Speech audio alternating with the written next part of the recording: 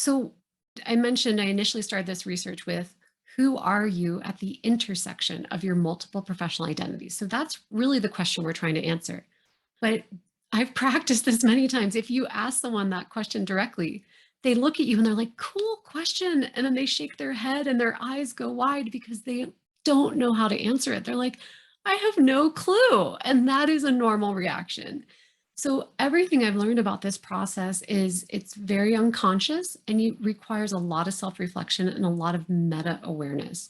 So it works best if you can practice like answering and sharing stories with somebody else to be a mirror to reflect back, or even in a small group, because people will hear you say things that you don't know you're saying about yourself. And then you get the aha.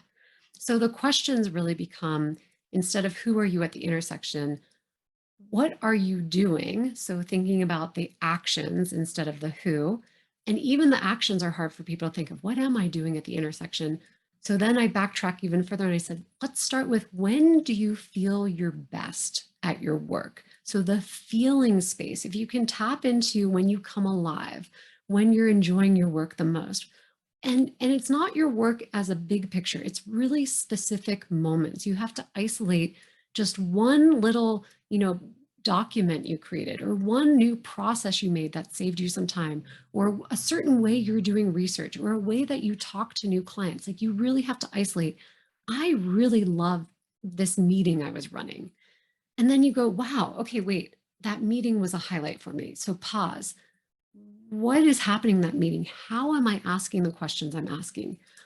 Do I start with open-ended questions? Do I sort of have a certain rhythm or flow to my questions? Like, really hyper analyzing every detail of how you do what you do. That's the meta awareness, getting outside of yourself.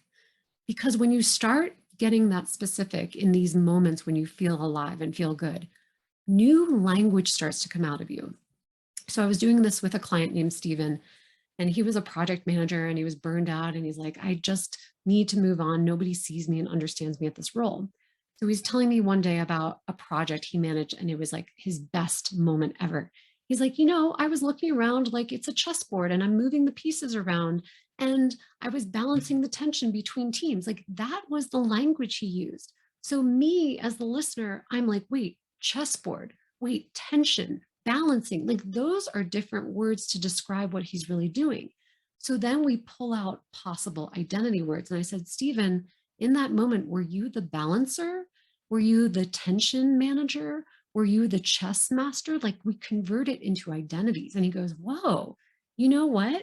I think I was kind of that tension person, and I was kind of this. And then we do a few stories in a row because we look for patterns between those words. And so that's how we test which ones are really surfacing and really demonstrating you in this hybridity. And eventually, in Stephen's case, his new hybrid title was tension methodologist, because his beauty, his hybrid value, and what I say is your hybrid expertise, because in that intersection, you're developing a new form of expertise, a hybrid expertise. His hybrid expertise is being the tension methodologist.